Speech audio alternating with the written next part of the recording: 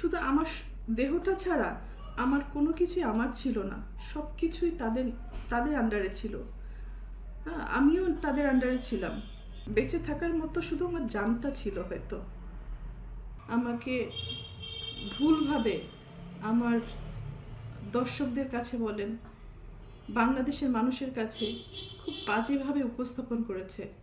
তো এর থেকে দুঃখজনক আর কিছুই হতে পারে না। যাদের জন্য কাজ করেছে আজকে তারা কেউই আমার না। এই জন্য হয়তো আল্লাহ বলে, যার যার জীবন হিজ হিজ হুজ হুজ, কিয়ামতের মাঠে কেউ কাকে চিনবে না। আজকে যে অভিযোগগুলো আমার মা আর বোন করছে, খুব স্ট্রংলি আমি প্রতিবাদ করলাম।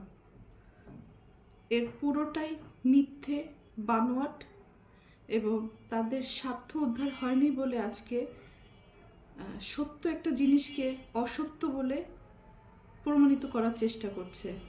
আমি একজন শিল্পী মানুষ, আমি কি ভূমিদস্যু? উপরের দিকে থুতু ফেললে তো নিচের দিকেই আসে। কাদের নামে অভিযোগ করব? অভিযোগ তো আসলে করে বাইরের লোকদের মানে নামে। আর আমি যেহেতু আমার ভাই বোনদেরকে, আমার বাবা মাকে অনেক ভালোবাসি, যার কারণে আমার জীবনে আমি অনেক কিছু ফেস করেছি তাদের দ্বারা। নির্যাতিত হয়েছি, লাঞ্ছিত হয়েছি, অপমানিত হয়েছি। নিজের এত বছর যে আমি ইন্ডাস্ট্রিতে ইনকাম করেছি, তারা আমার সাথে বেইমানি করেছে। আমার সমস্ত অর্থ আমার কাছ থেকে নিয়ে নিয়েছে। আমার টাকা দিয়ে কেনা সয় সম্পত্তি কোনো কিছুই আমার নামে ছিল না, আমার প্রত্যেকটা ভাই বোনের নামে ছিল। আমার অ্যাকাউন্টগুলো শূন্য ছিল, এবং